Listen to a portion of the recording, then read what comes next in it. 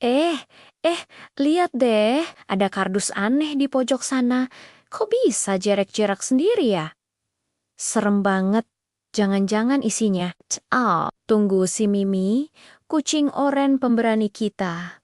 Penasaran rupanya. Dia jalan pelen-pelen, ngendap-ngendap kayak agen rahasia.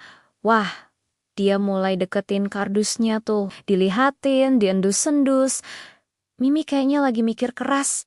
Ini apaan ya? Tiba-tiba kardusnya goyang makin kencang. Mimi langsung loncat kaget, bulunya sampai berdiri semua. Dia siap-siap mau kabur, tapi penasaran juga. Dan pop, tiba-tiba dari dalam kardus muncul kepala kecil berbulu.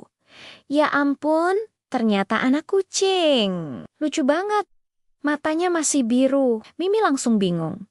Antara kaget sama gemas lihat ada bayi kucing di situ. Aduh, siapa yang tega ninggalin anak selucu ini di dalam kardus coba?